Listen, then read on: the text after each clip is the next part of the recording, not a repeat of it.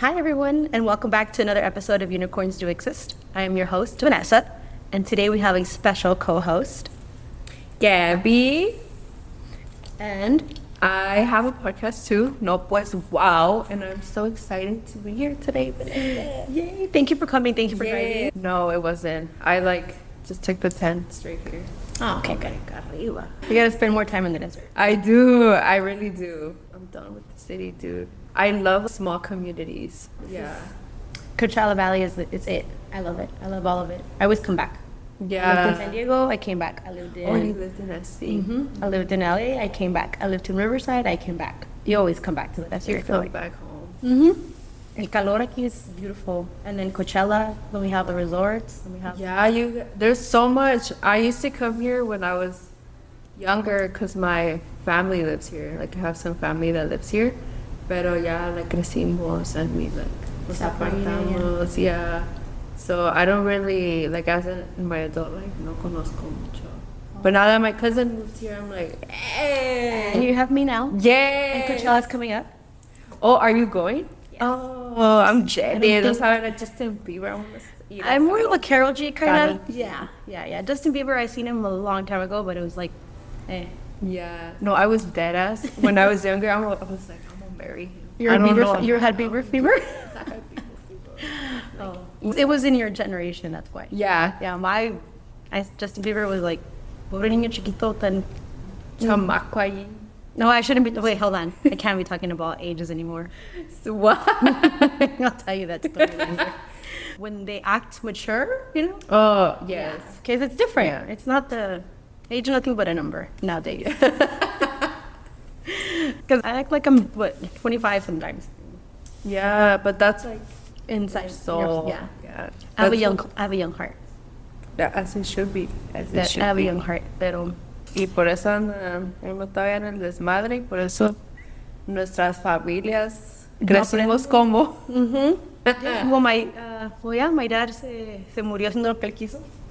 Él siempre era joven y guapo y he didn't give a fuck. Y bellaco. Yeah, I think, but no, sí. That's what lo que me heredó. Yeah. El vicio. And that's what we're talking about today. Actually. Especially in the Hispanic community. And it's not a bad thing. They don't see it as a bad thing. They see it que, no me le gusta tomar. Le gusta beber. And they just dismiss it. But they never get to the bottom of it. ¿Por qué te gusta tomar? What drives you to drink so much? You know, what's going on in your life that you can't stop? Yeah. And so I had my own period of time where I couldn't stop drinking. If I started drinking, it was because I was in a blackout. It wasn't the fact that I like to drink, because no one likes to wake up hungover. No one likes to wake up feeling like shit every morning. Caca. Yeah. Throwing up, hating life. You don't like that, yet something is driving you to do it. It starts with an underlying issue, and then it turns into addiction. I think that's what it is. And unless you figure out, for example, for me, it was coming out in a young age, depression, dealing with my dad as an alcoholic, and seeing it every day. Yeah. And never talking about it, because who are you going to tell? Therapy was not something, it's still not something a lot of Hispanics believe in. So that part. you just keep pushing it hasta que bottle it down. Yeah. For real. Yeah. With a bottle. Until you're old enough. When you're a kid, you just hold it in until you're old enough to drink, and then you drink, and then that's when you're like, oh, finally, release. Y pues por eso te encanta, nos encanta. Yeah, it's so normalized. It's so normalized in our families to, every party you go to, ahí están las botellas, las cervezas. ¿Y cuál va a haber? ¿Y de qué vas a traer? ¿Y qué va a tener? Si no voy. That's the goal of the party. It's not even about celebrating you. Y en what is it, a year? Yeah. My baby shower. I had an open bar at my baby shower. TFTI. Todavía no te conocía, but honestly, I kind of was like, why? I'm not even drinking. But it's for other. But yes, I love my family. Had a great time. Everyone had a great time. Even my partner at the time was trashed. Oh, ended up. No help. No. How did that make you feel though, to see that at your? At my baby shower? First. Yeah. Oh, it's funny because at the time I just was too busy making sure that everything went okay. Like everyone was happy. ¿Dónde está? Yeah, making sure que falta este juego, falta el otro juego, luego que está esto, luego que está acá, and para eso está, this, va a llover, like so much stuff. Like, she's like, oh, the couches need to be clean. I'm like, well, then clean them. She's like, I don't know how to do it. You know, and I didn't even have time to feel anything. Just more like, go, go, go, go, go. And now that I think back on it, I was like, what the fuck was I doing? Like, why did I let you get away with so much shit and make it seem like I was the problem? Like, oh, and that's literally at my baby shower. I was asking her to help me put some stuff antes de que llegara la gente. I'm like, I have to get ready. And she was like, oh, I'm getting ready too. And I was like, I know, but I have to get ready. Like, you've been lollygagging all day kind of thing. Yeah. And then she was like, oh, you're no fun. Can't wait till my friends get here. What the? I was like, Bandera that we ignore and just like, I was like, you know, and I honestly thought she was right. I'm like, you're probably right. I'm probably no fun. I probably suck. Like, I'm annoying. I'm pregnant. I can't do what you want me to do. And so I almost felt like she was right about it. Like, whatever. Was she already like had some couple of drinks in her? No. Or no, that was her sober. I know. That was her sober before she actually drank. And then when she drank, she was better at. She was never a bad drunk. We said mala copa, I guess. She was never mala copa. She's always like a great time, like the life of the party type of thing. But she got happier when she drank type of thing. So let's talk about that. How like alcohol, you know, like when you mentioned Latinos don't really believe in mental health and therapy, alcohol kind of like hides that too, because you're happy and joyful and like, right? Like, yeah, everything's great. Or the opposite can happen. Like, I went through a period of time where I would drink and I would be very aggressive. Más de lo normal. Yeah. I would get very, very aggressive, because I had so much anger that I had to deal with growing up with an alcoholic father. And then in 2012, there was an incident where someone spiked my drink. They left me in a hotel room. I woke up with nothing, no shoes, nothing.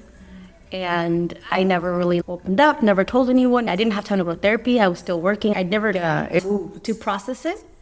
That when I would drink, I would get so angry, you know, and that was my therapy. That was me letting it out. That was me finally raging against everyone, especially men. And not until I went back and I was like, okay, you got to stop. You need to go to therapy. And so I'm a lot nicer now. I'm a lot nicer, especially when I drink. I still get a little feisty. And it's something that I continue to work on because, I mean, nobody wants an angry person. Nobody wants to hang out with someone who's mean. But in real life, I'm the nicest, sweetest person. But when I'm drunk, empiezo a decir todas las palabras. You know, like, every time, like, I want you to say, like, bad words. And I was like, I'm just, let me get drunk and I will. How was it, like you mentioned, growing up with an alcoholic dad? Like, how was it? So my dad had this habit. He said he was never an alcoholic because he could control it. So he would drink for 6 months out of the year, and then he was sober for 6 months out of the year. So 6 months out of the year, I had like the greatest dad. Me hacía desayuno, me levantaba, me llevaba a la escuela. The coolest guy ever. With my mom, the best husband. Like, they would always hold hands. They were always like kissing, play fighting. Super cariñoso. But then he would drink, and it was the worst 6 months. Like, era completamente diferente persona. Un coraje que tenía yo creo que desde niño, que he finally would let it out. And he would let it out towards us, not his friends or anybody. Yeah. Oh. It's so interesting how, like, majority of the times, like, our loved ones take it out on, like, when they're drinking, they take it out on the people that they love and not, like, their friends, you know? The immediate family, yeah. No one would ever believe us. Like, my cousins and other people, like, no, Vanessa, tu papá, no. Like, your dad is so nice. Your dad is so... Creo, yo lo conozco. Yeah, he's like, oh, like, I had one of my cousins that she would be like, no, like, you guys would tell me, and she never believed us until she actually saw it. Yeah, when he was already really bad, that he wasn't even stopping anymore, because he would stop periodically, and then finally towards the end, he just kept drinking and never stopped. that she saw that side of him. Yeah. And she's so disappointed, so devastated. She felt like her father figure broke her heart. Porque tampoco no lo veía de esa manera. Yeah. And for me, it was like, by that time, I was just like, that's my dad. It's just, that's normal for me. Yes, because when you were little, you learn how to deal with an alcoholic father or mother. You start to notice things and see how they show up. Like, I don't know if he was going to knock on the door or break the door down that day. And it all depended on the way he knocked, the way he... Ya sabías. Like... Yes. Si tocaba de una manera, you're like, oh, he's drunk. Or si tocaba de otra, or even if he whistled, you could hear it in his whistle. My dad had a whistle, and antes de que entrara a la puerta, he would whistle from the driveway. And I knew that the whistle was like, okay, viene pedo o viene bien. And it was especially on every Friday. Every Friday, I was like, fuck, it's Friday. Yeah. Because you knew that was most of the time as payday. Yeah, he's solid. Someone put in us beers. They hang out for a little bit there by Medellin Construction. They would hang out there. If it was 5 and he was home, he was good because he didn't stay after. También en construction, ¿verdad? Like muchos, like that's very just like, oh, vamos por unas chelas. Yeah, So, right after. Yeah. Or during lunch. Oh, ya son las 4. Oh, it's fine. We can start now. Yeah, and I, or he had a hielera, and then he had a hielera full of beer. He had some Gatorades, water, and full of beer. Yeah. And that's how he worked. As time went on, he just didn't have any water anymore. It was just beer. Yeah. And then he fell once, and my dad was terco. Like the point where, yes, he fell, he got up, and he came home, the next, sobered up, went back to work the next day, and then he fell, so that it wouldn't be like alcohol was in the system. Oh. He didn't say anything, and he broke his leg. Damn. And that wasn't like a wake-up call for him? Like, it was just like, oh, man. For the 6 months that he didn't work, he needed us to take care of him. He didn't drink for the 6 months, but as soon as his day was fine, went back to drinking. Yeah. And now I think by now it was more like the painkillers and the drinking and this and yeah. When you mentioned like you became angry when you would drink, do you think that stemmed from the anger you had Towards him? seeing your dad? Yeah, I used to have crazy nightmares, like really bad nightmares where I was always killing my dad. Así intenso. You're like, ataca, ataca. There was always like a scenario where I was either running him over, paying him, like very, very bad. Like until, like I said, I had to go to therapy and talk about it and forget, like genuinely forgive him, because now that I think about my dad, I don't think of him as he did anything wrong. He did what he could with what he had. And in my mind now, I forgive him. Like, oh, pobrecito. Like, he grew up in the street. He grew up in Mexico. His mom died when he was 2. His stepmom lo corrió de la casa cuando tenía como 4 años. Nomás no lo quería. Él y su hermano se fueron a vivir con su tía. And they were like los arrimados. And so he would tell me that he didn't get any milk or he didn't get any food, and he had to go work. Empezaba, él Volaba. I swear we're Mexican. No sabo. No violar. Vamos, volar zapatos. Sí, yeah, like los limpiaba. Yeah. Yes. Dice que tenía su little cajita, and he would go around and volar. Oh my God. We're gonna learn the word. That word. Volar. No, that's flying. No, volando y boca. Yeah. Hey, you gotta do what you gotta do. Sí, no, era... Oh my God. That word. That word. Limpiaba Los zapatos. the boots with the wax. The shining is, he would do that. Yeah. So every time I go to Mexico and I see someone doing it, I always go and like, here you go. ¿Te limpias los zapatos? No, it's good. Like, I have Vans. Like, can't really clean De this. abajo. How long? No, but him growing up in the street like that and growing up rechazado por tanto tiempo. Now he comes here, has money, not a lot of money, pero hacía buen dinero, construction back in the day. Everybody said, tú eres hija de Beto todo lo paga. Your dad has money and stuff like that. And we would go to Mexico every year. And it was like, oh, son del norte. So it was like my dad was like this huge, amazing thing for people. Yet he didn't understand his own anger, his depression, his because I think he did have like some sort of depression issues. And then as time went on, the more he fucked up, the harder it was for him. Like from being in Roberto Ruiz, strong, handsome, making all the money, everyone looking up to him. Because he was the life of the party. The life of the party. Él le dio trabajar a todos mis primos. Todos venían le pedían, oh, how do you do it? Advice. To ending up, perdió todo. Perdió la familia, luego perdió la casa, luego lo deportaron. And then en México fue cuando se murió. Y allá andaba, and like, he ended up homeless for a period of time. My little sister would have to go look for him just to see him because she was in high school.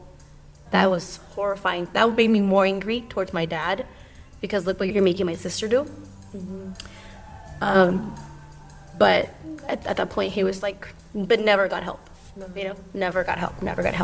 Yeah. And me seeing it and knowing that I went through my own period of time where I was putting my family through that, I'm like, you hated your dad so much, yet you're doing the same thing. Yeah. I was putting them through the same thing, so I needed to check myself, kind of thing. Like, I've been to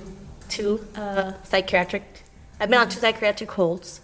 The first one was for cutting. The second one was for alcohol. That was it. I was like, never again.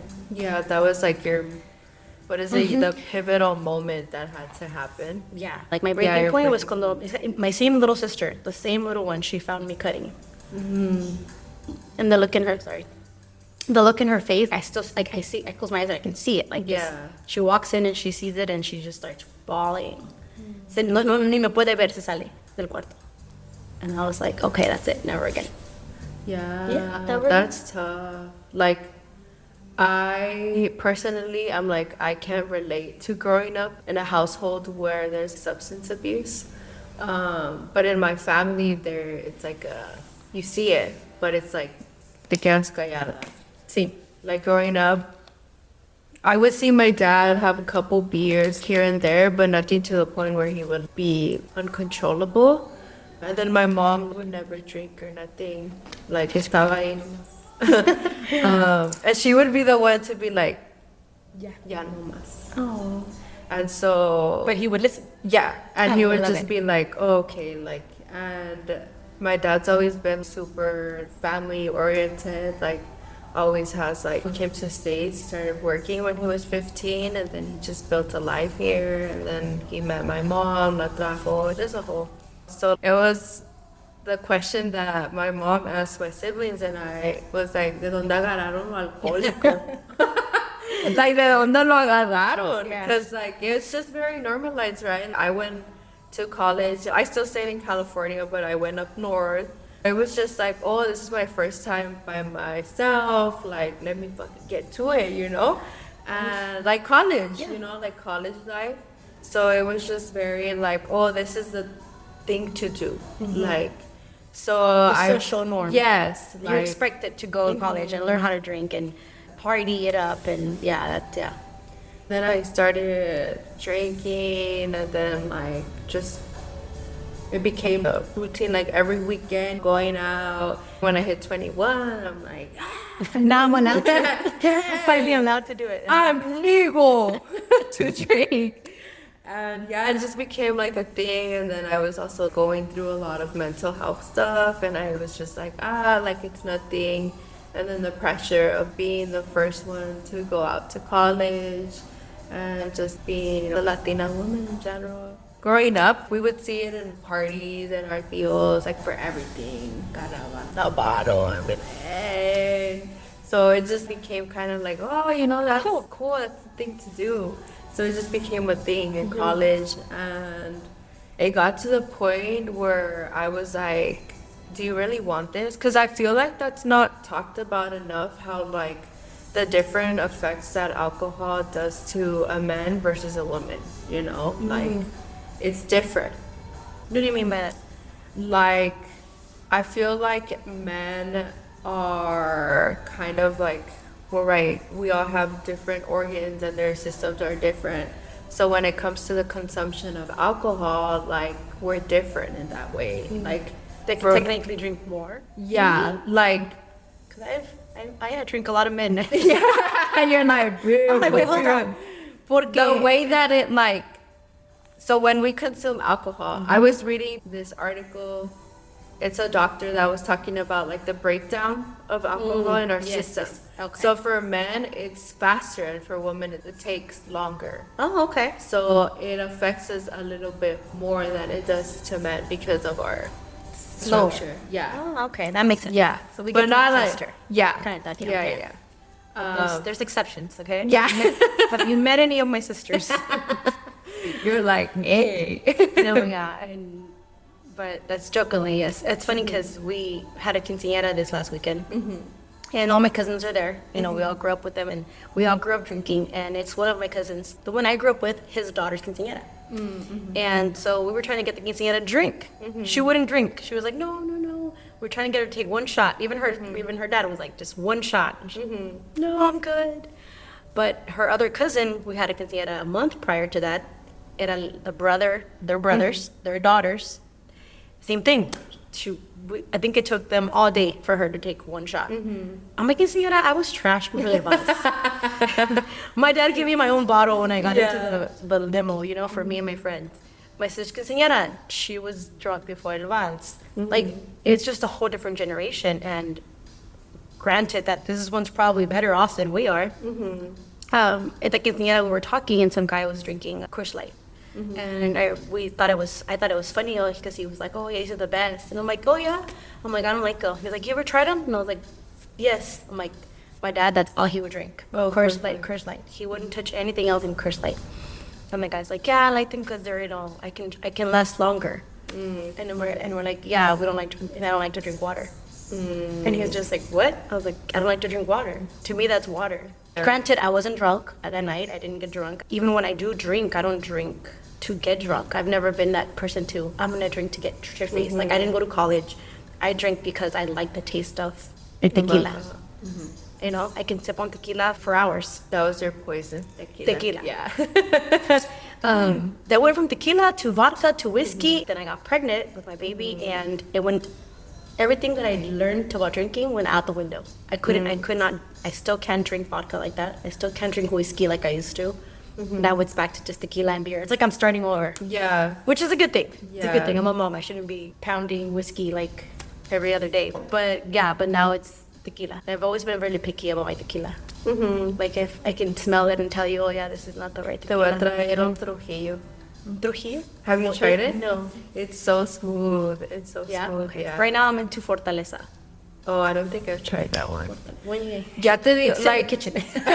I'm like, vamos para allá. I think I was being too hard on myself when I stopped really drinking. And like, I remember I talked to my therapist and I was like, yeah, I was an alcoholic. And she like, pause. Like, what do you mean? And then I was like, yeah, like I used to drink every weekend and go out and do all these crazy things. And then she was like, well, like you stopped, so you never relapsed. Yeah, or like, you know, You were never really an alcoholic. yeah. And she was like, did you use it in a unhealthy way? Yes, like 100%, but you were never an alcoholic. You were not codependent on it. So I'm like, oh, okay.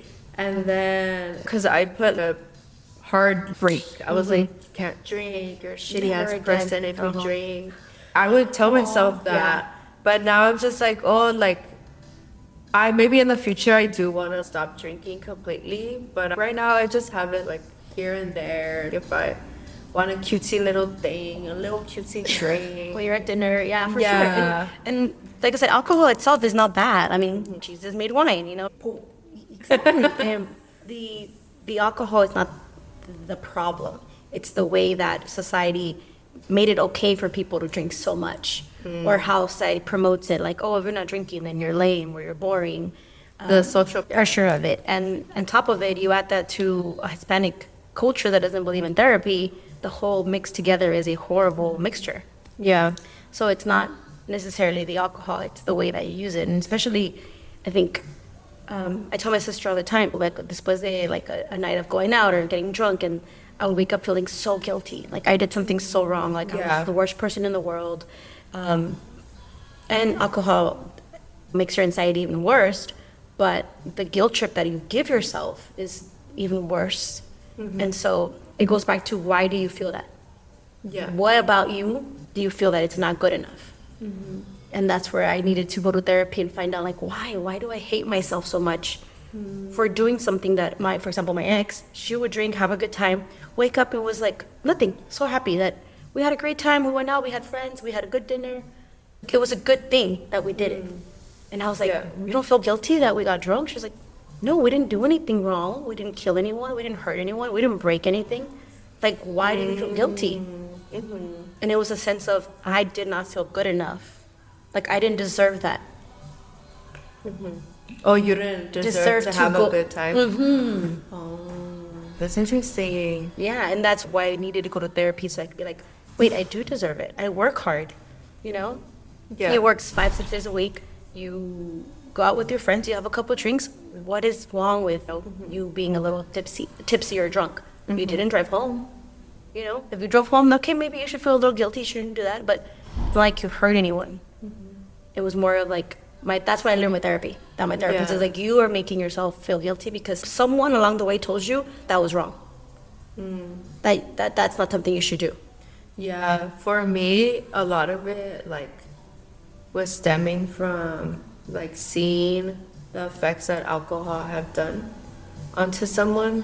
I think that's why, like, when it comes to alcohol, especially after my grandpa passed away, I saw what alcohol did to him and how it affected his health so much.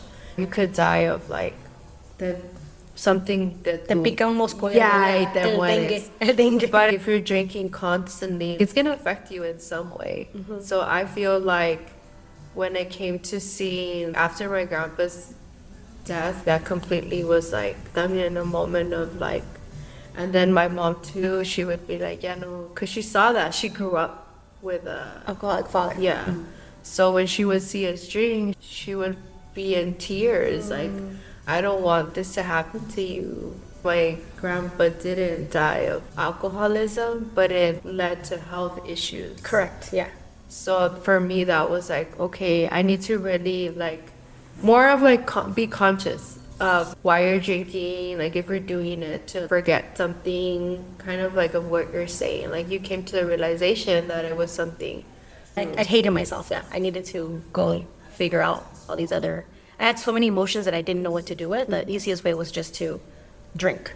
To put a bandage over. Yeah, to put a big alcohol bandage on it. And not until I was like, that's it, I'm done. I'm done hurting people, I'm done hurting myself, like the DUI, all these other things that come with it that just are just a waste of my life, a waste of my knowledge, a waste. Granted, do I think I'm ever going to stop drinking? I don't know. I don't know because I don't feel like it's an issue anymore. I don't feel guilty if I do have a drink. Because I'm in a place where now I know how to drink. You know? Yeah, you're conscious of it. Yes, and I'm not doing it because I'm avoiding an issue. I'm doing it because I'm at dinner. I'm doing it because I'm having wine with a friend. I'm doing it because it's, Tuesday and my son just left and I had a long week. So I'm like, oh, okay, I get to relax for like, not only relax, but in the sense of like, I'm home a glass of wine. And that's the difference between how I drink now versus how I used to drink to avoid the underlying issue. So now I don't feel guilty. And I'm more accepting of myself. Like for my birthday, normally I would have been trashed. I wasn't. No. I had a little head change by midnight, but the festivities were done. We were all done. We drove. Mimi's Club. Yeah, the age was shown. And the next day I didn't get drunk all week. The day before we had a little bit too much to drink, but I wasn't like other years. Como que when I turned 30, we had a beautiful party, open bar. I think I woke up asking, the party's over? They're like, yeah, girl, you blacked out. I was like, did I at least make it to the candles? You're like, bye. Like the cake or the candles or something like. But it was okay. Like everyone's okay with it because it's my birthday and I'm allowed to get drunk and do all these things. And it's like, why? Why is it okay? Like, ni siquiera disfruté mi cumpleaños. I don't remember. I guess we had a DJ, we had lights. Like, I guess. I do remember the mariachi. The mariachi sí me acuerdo de ese. Pero I don't remember half the people that came after. I was like, if you came, thank you, pero... Yeah. And so, like, tampoco... Con su mamá, ni tanto que quema el santo, ni nada que no lo alumbre. You know, like finding a good balance. So Yeah. I don't think it's wrong. I think people villainize it so much that it makes you feel guilty about yourself. But at the same time, I don't think it's good either. There's other ways for you to live and be happy. Yeah. I think like for myself, I've like kind of like, oh, we don't always have to. We could do something else. Let's go out for coffee. Let's do something different. Let's switch it up. And like, of course, like here and there, like going out and having a couple of drinks, it's fine.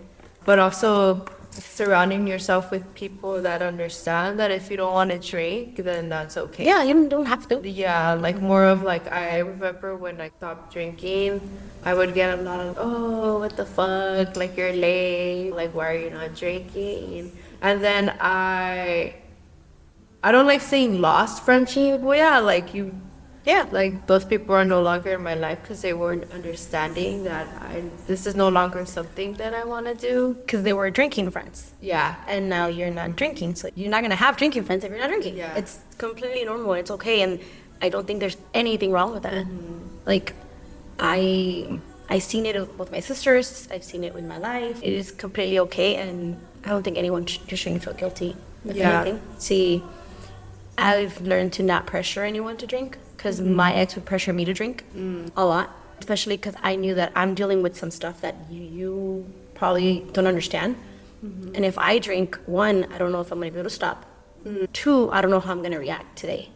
Yeah. You know, because sometimes if you are in a bad headspace and you start drinking, you're going to be Yeah, angry. it's gonna come out. Yes. Yeah. You're going to lash out and you're going to probably regret it. So I had to learn how to manage myself, whether they understood or not, because of that peer pressure of like, oh, just have one with me. The relationship ended up going sideways. It's like, oh, well, you don't know how to drink. I'm like, well, I told you. I don't want to. This is why I told you I didn't want to.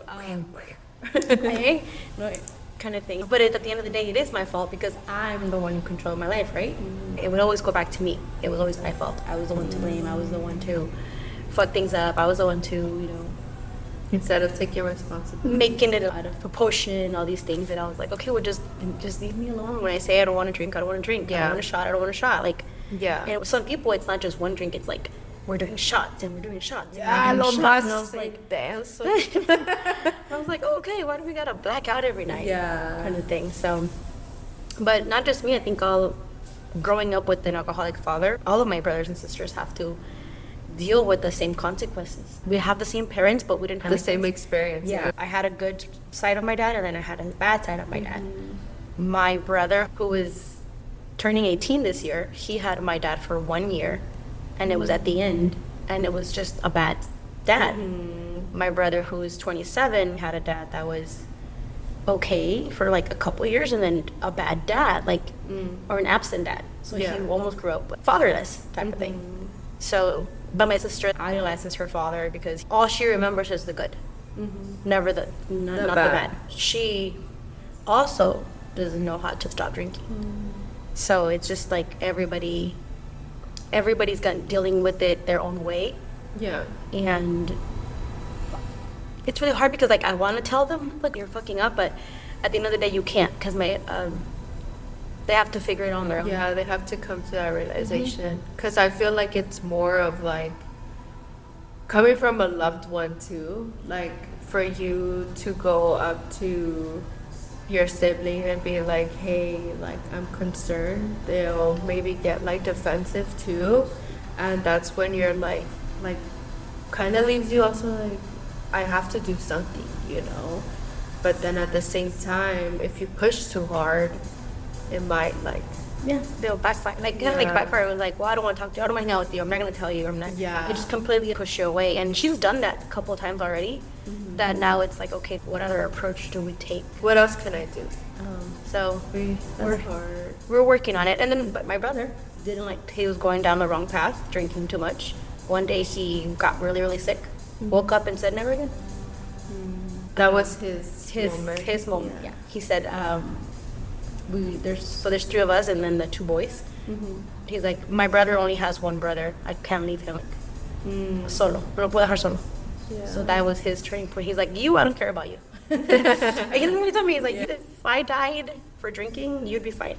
But if our younger brother, the only one that didn't have a dad, I think she would have like, that'd be pretty fucked up. He's like, so that made me snap out of it.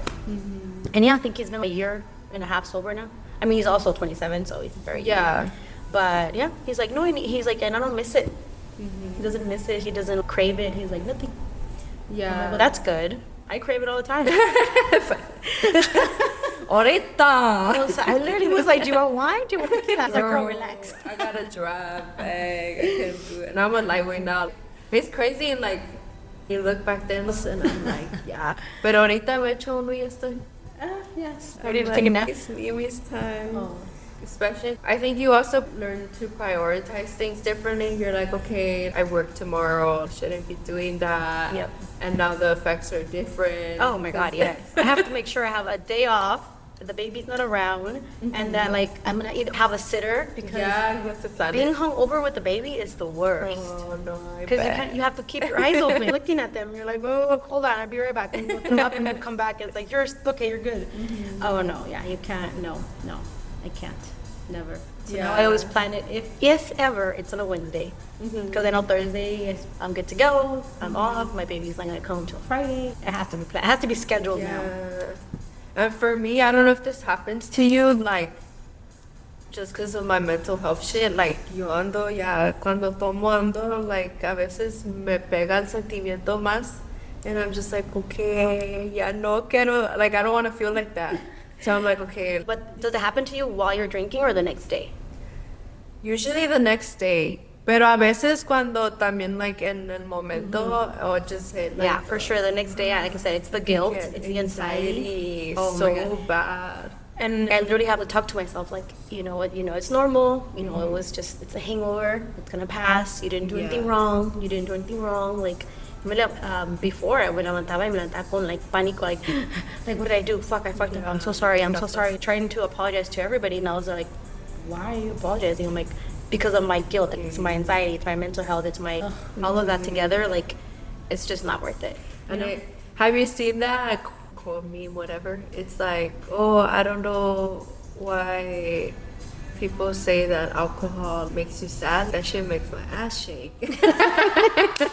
For that time. And I'm like, yeah, like, yes, no, you know? Yeah, no, for sure. At the time, Yeah, it just, the moment. and then the next day, it's where I'm all sad. Yeah. The thing that for a long time, I didn't understand how Hispanic community, my mom, for example, if you smoke weed, eres marihuana, te vas a morir, eres like droga, adicto. Luego. Sí, the worst, that's the worst thing you can do. Yet, no one dies from smoking weed, right? No.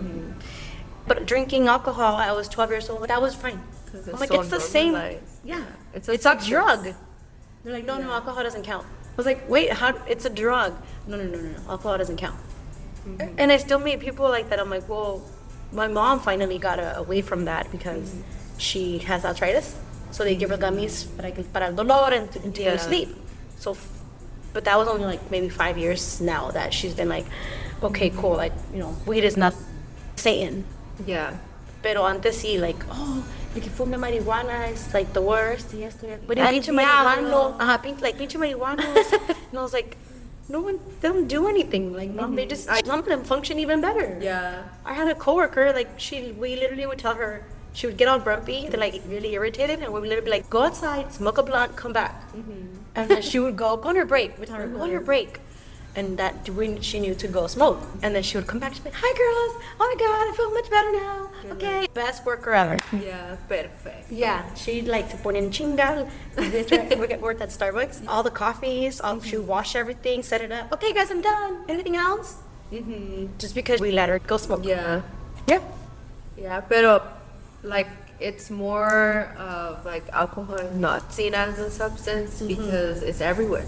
Like it's more accessible than anything. Like if you want weed, you have to go through this and this, right? You gotta go find it. You gotta go know someone. Yeah, and then other substances, right? It's even more harder to get. So that's why it's seen as like, oh, alcohol is. Have you ever tried shrooms? No. Okay. Tengo miedo. and I same thing. Have you ever tried ecstasy? Have I tried ecstasy? Yeah. Yeah. Okay. So But isn't it like 10 times better than drinking? Well, yeah, because it's, pero también the come down, I feel, how was your come down? Oh, well, it depends which. Well, hold on. Well, which time? No, honestly, if you go hard, the come down's gonna suck, regardless of what it is. But the first time that I ever did ecstasy, it was very, very like half. Yeah, like a little bit. And honestly, it was the best experience of my life. I was so For happy. that, it was the worst. Yeah, for It you. was so bad. And I'm like, oh, I'll try it and see. I tried it and never again. Oh. I would, because it was so bad. Like, I was was so trippy. in love. Yeah. Well, the first time I started with like a little bit of MDMA, just like the Molly, I was what to call it. It was in Vegas, and I was like, sure. So I married myself. I married myself. I was so in love. They were doing like this thing where like, do you want to get married to yourself? And I was like, yes, of course I do. So, are you legally Married to myself. Well, I don't know if it was real or not. I think it was like a theater performance or something. That is but in iconic. Vegas, I married myself, and I gave vows to myself, and it was like the most beautiful. The vows? Yeah, no. I'm like, please no. repeat them right I think it was more like I forgive you for everything. Oh, it was Like it was so. Yeah, it was like you're so perfect. I can't believe you don't know. Like it was me telling myself, like, how do you not know how amazing you are?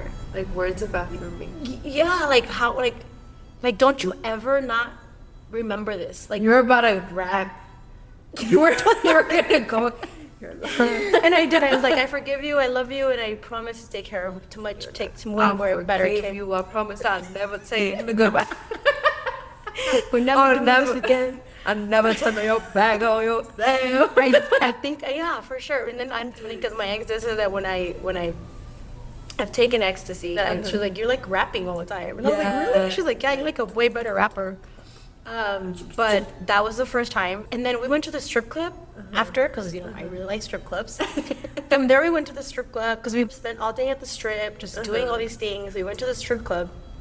At the strip club, I was like, everyone was so beautiful. I was telling other girls, you're so pretty. I didn't drink. I think I probably had like one drink of alcohol the entire night because of, of just drinking water and just like so happy. Like there was like the Gru when he's like, cause I'm so happy. Yeah. The one thing he's like walking, no le puedo pasar nada malo. Yeah. Se cae el mundo and you're just like, You're like, yeah, I woke up fine, woke up amazing, no hangover, nothing, and I was like, how is this bad? I was like, how is this bad? And they're like, oh, if you do it too much, blah, blah, blah. Yeah. I'm like, oh, okay, I get it. Serotonin levels and stuff like that. Not only that, people with complete disclosure, people that have mental health issues and are taking medication, you have to be extra, extra careful because you never know how it's going to affect you. Yeah. It could really make you go sideways. Yeah. So, but thank God. And then being around trusted people too. If you are going to do that, please always be careful. Yes, 100%. Because be around trustworthy. this was like 10 years ago where fentanyl was not really an issue or not people were lacing or changing things. So nowadays I probably wouldn't take anything anymore just because you don't know how it's made. Especially with fentanyl being everywhere. I had a lot of friends who were like, oh, it was from someone I knew and someone I knew, and they end up passing away. Just like out of nowhere. Because of the fentanyl, because it's laced. It's not that they did too much, it was what they put into it. Or they don't test it. So that is pretty scary nowadays. Yeah, because you never know. But this was, like I said, this was like 10 years ago. And so after that, I changed my, because I broke up with one of my exes because she smoked weed. Because my mom said smoking weed was the worst thing ever. Bad, yeah. So I was like, oh no, she smokes weed. Afuera! Yeah, and I broke up with her. Nowadays, I just laugh at it because I'm like, okay, like naive of myself to think that was like the worst thing ever. Yet I was over there getting drunk and passing out at clubs, like, y eso no se me hacía mal. Yeah. Because that was okay. Yeah. That was Porque ahí funny. está, puedes ir a la licor y ahí está. Es bien fácil That was the funny part. And I was just like, how twisted the mentality is. Yeah. Where nobody dies from smoking weed. Yet there's like 14,000 deaths or something like that, well, from alcoholism a year, plus the accidents, plus everything else that comes with it, like the DUIs, the court, going to jail, domestic violence, that so part. many. And that's kind of like also very like hush hush. I work in a domestic violence organization, so I hear this a lot, just like alcohol. And a lot of times I hear from my clients that they're like, oh, like estaba tomando, por eso estaba así. And so we kind of had to sit down and talk with them and provide a lot of education, because we always say our clients have to be the ones to make the decision on their own and to learn. Education is very important when it comes to talking about these topics. And so when they're talking, oh, sí, es que nomás es el alcohol. But I'm like, No más. it exacerbates it. Like, la persona ya es así, just because the alcohol exacerbated and it made it come out. It's a hard realization to come to a point. That person has always been like that, but alcohol exacerbated that. It made it more, come out the violence. And it didn't make them like that. Like, unfortunately, That's how they are. Yeah. Yeah, the way my therapist put it, you've always had these issues, like me, myself, growing up. I've always, I would like bury a lot of things, right? And I would bury them and I'd put a wall around them because I wasn't allowed to. As a kid, you're not allowed to do a lot, speak up or say things, or you can't, there's not much you can do. So what you do is learn to bury them and put a wall around them. When you're drinking, the wall comes down. So all that anger that you have inside you is now free Yeah. to run around loose. And you just made me think about something like how we're taught, like women and men, like, oh, women, like it's okay, but men, like quédate callado, no llores, and like emotions come out when they're drinking, right? Because the only They're human. yeah, They're literally, yeah. but the only reaction or emotion that they were taught was okay was anger. So when substances come into the mix, it's like, oh, okay, it's fine. You know, like I could show my emotions. But I'm like, you can't. Like, you could show your emotions every day, but it was just like very normalized, right?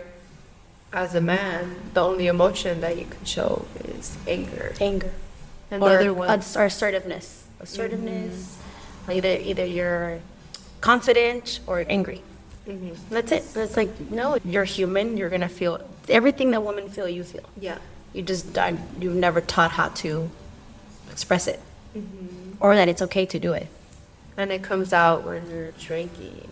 And I'm like, I want to see this side every day of you, you know, kind of like, oh, if you have a certain type of feeling or emotion, show it. It's a healthy. Or more romanticos. Or Yeah. more touchy and things like that. I was like, why don't you do that? Yeah. Some people say, oh, it's because it helps me dance. I was like, you can do that without it, but they And just don't that's let them like the mental health portion that's not talked about. Like, okay, why do you need a couple of drinks for you to feel comfortable. Uh-huh. Let yourself be yourself. Because when growing up, someone told you couldn't. Someone told you you're not supposed to. Someone said, oh, guys don't dance like this or do that, or men don't act this way. And thank God that now there's more fluidness Yeah. and even the way I raise my son. I mean, he's only 2, but I understand that it's okay. Te dio miedo. It's normal. Si le digo, you're fine, you're fine, you're fine, I'm teaching him to ignore his fear. And so sometimes I do catch myself like, oh, come, like, let it happen, you're fine. And then I'm like, oh, wait, no, he did get scared. It's Yeah. okay. It's normal to get scared, but I'm here. Like, oh, te asustaste? Okay, no te preocupes, está bien. Yeah. Aquí está mamá. So that way he can process, oh, that was scary, but I'm okay. Versus that fear, ignore it. Yeah. Ignore it, there's nothing. And so I catch myself sometimes even telling him, no, estás bien, or ya cállate, like, you know, like, you get a little frustrated, and I'm like, okay, Vanessa, no, he's a baby, he's learning these emotions, and don't dismiss him. But Oh, that makes me so happy that you're teaching him. That's beautiful. Instead of like, cállate, like Oh, no yeah, no. llores. You No, know, like los hombres no lloran. oh no, Yeah. yeah. Boys do cry, eh? Have you ever seen that movie, Boys Don't Cry? I It's haven't. an old movie. Oh, so it's pretty. It's actually a very popular actress. I forgot her. I don't remember her names, but it's about a girl who is she's a lesbian, and so she would dress as a man, and then she falls in love with this girl, and this is back in like the 70s, and so they find out, and they like torture her. It's pretty sad. But they're like, come on, boys don't cry. You're a boy, right? Oh. Yeah, it's really dramatic. Yeah, I have to check it's it really out. traumatic. There's also this movie called The Mask We Live In. It's about like toxic masculinity and just like how boys were raised and just how important it is to teach emotions because we're human. Like I heard one of my coworkers say this and it has always stuck with me, how everything has a filter, right? Like computers, cars, but humans don't. So it's okay to show emotion. It's okay to process our emotions. To be raw. Yeah. Kind of thing. Oh, I like that. Because we don't have a filter. No, we shouldn't. Especially us, eh? Yeah, I'm like, aquí estamos. And we're learning day by day. Like, if you want to drink, right? Like, that's your choice. And if you don't, then that's your choice. Yeah, don't let anyone ever guilt you into doing either one. Yeah. I don't think it's fair either way. And a real friend would respect it. Yeah. Like, oh, actually, today my friend hit his 30 days sober. Not because, nice. He just, at the beginning of the year, he's like, you know what, I don't want to drink. And we were like, really? He's like, yeah, no, well, he's doing 75 hard, so it's part of the not drinking. But he started not drinking first, and then he started doing 75 hard. I don't know what day he's on right now, but we were like, so when do you want to drink? And he's like, I don't know, until I feel like it. Yeah. And I'm like, oh, that's awesome. Yeah. I'm not gonna pressure you. In the beginning, I did catch myself. I was like, do you want something to drink? Do you want something to drink? Do you want something? Because that's like, it's como like habit, especially if I'm like, oh, I'm drinking wine. Want to try it? I'm like, oh, this one's really good. And you know, sorry, I'm so sorry. You cannot try it. Yeah. So what I did, because we were watching the football game, shout out to the Patriots. I'm not a Patriots fan, but he is. Said tanto de eso, like, arriba México, las Chivas. I know what I want to go see, las Chivas contra el América. Oh, that one, I have never. I heard that that's like the best one. Yeah. So I don't know about soccer. Oh, okay, el clásico.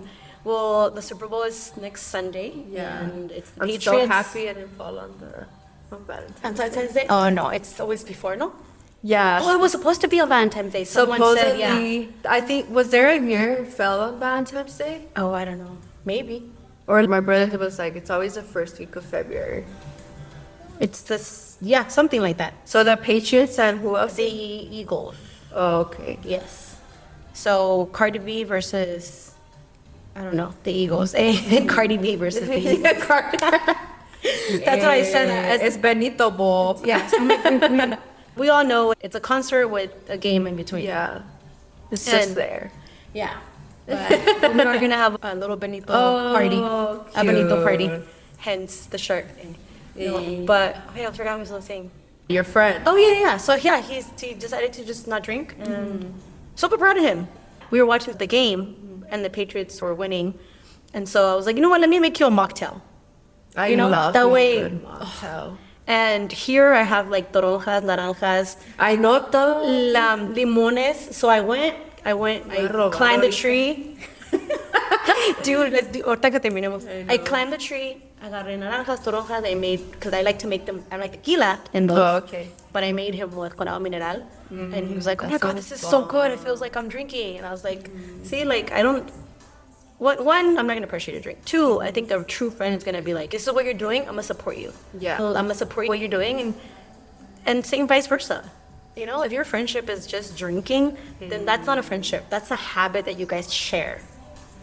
Ooh, that part. Have you heard that thing? It's like hang out with 4 people that work out, you'll be the 5th one. And then hang out with 4 people that are constantly drinking, you're going to be the 5th one. Yep. And it's so true, like, because we have our friends, and if they're not, like, being supportive, they're gonna be, like, bringing you with their habits. Yeah, it's either you influence them or they influence you. And if you wouldn't change your life for theirs, what are you doing there?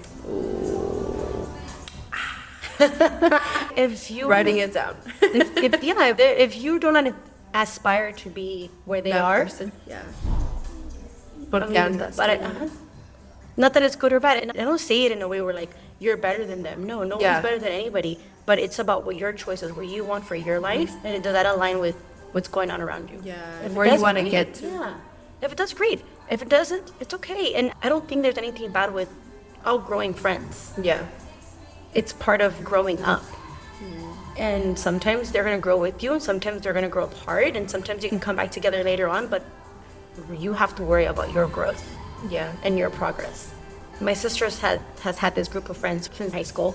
I've had just 2 friends since high school, and a lot of the times we don't see each other or hang out with each other, but because we have different goals.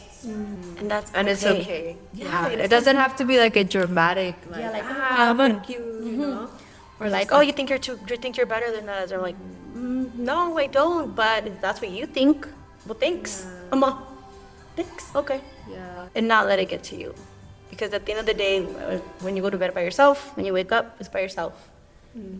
No one's gonna go to bed with your thoughts and your emotions and your regrets and things that Yeah. that matter to you. And your goals and Mhm. where you want to get. Yeah. So that's important to be like, okay. Yeah. You know, and I'm not saying like it's not that you're never gonna hang out again or you're never gonna see them. Of course, it's being cordial, being kind, but there's no need to like you're better than me, I'm better than you, point Yeah. fingers. None of that. I think it's the more you learn to love yourself for who you are, the faster you're gonna be able to grow. Because so many people say, "Oh, I wish I was better." They're like, "Oh, I'm working on being better. I'm working on being better. I'm working on being better."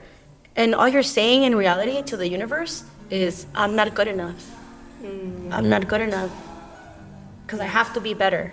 Yeah. And I feel like with me, when I like realized that alcohol was doing me more damage, like me personally, like just towards my mental health, because I already have like mental health, and it was like affecting me. So I feel like I got to a point where I love myself so much that I don't want to do this as harshly Perfect. that I did, right? So it got to that point where I'm like, damn, girl, like, yeah, no, it's Yeah. okay to just like take it day by day and not want to do this anymore.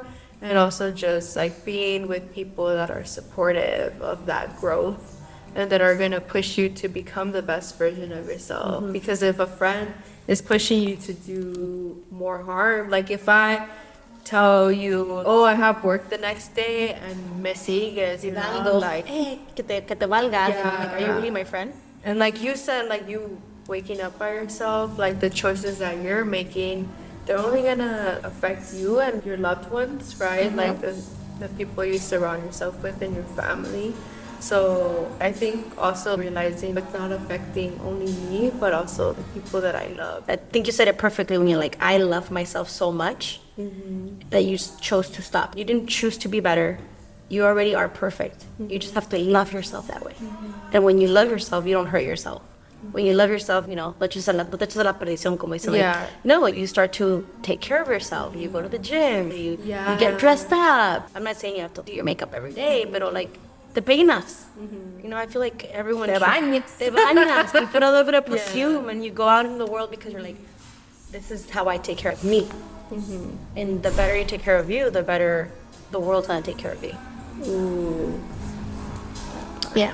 It's all energy, it's all attraction. And the way you show up in the world, that's how the world's gonna show up for you. So that's the beauty. beautiful. Oh, thank you. This conversation was so good. Thank you, thank you. Yeah, I enjoyed it a lot. Before you go, I always have this question.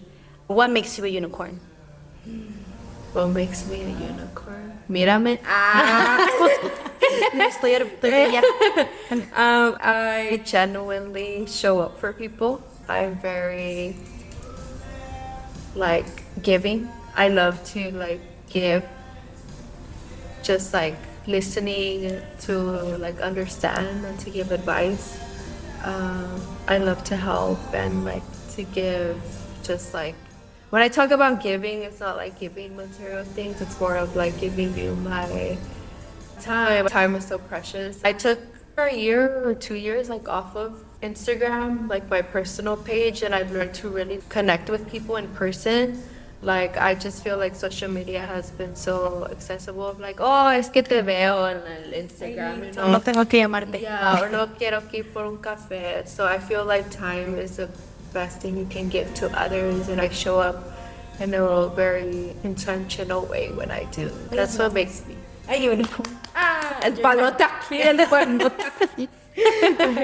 No, I love that. I love your energy. Your energy makes you a unicorn. I love it. Well, thank you so much for making the time to make the drive. I'm ready to drive all the way to LA and do one for Nope as well. Yeah, and so I'm looking forward to that. We're gonna be like, no, pues wow. No, pues wow. I actually love that phrase. Yeah. There's another podcast that I love. It's called It's Giving. Check it. Sarah Fontaine is the host.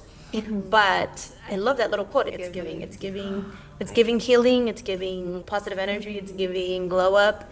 And she has a lot of topics that sometimes I'm like, yeah, I'm right there with you, girl. And sometimes I'm like, oh my God, no, we would fight. But I love that because it's not wrong or right. It's just she's very set in her way. And that's what makes her her. I think it's beautiful to come together in conversation. Maybe we don't share the same opinions or right because we're all different, but we can have a peaceful conversation. It doesn't have to be sure. like you're wrong. One of the topics she talks about a lot is if your son was drowning and your husband was drowning, who would you save?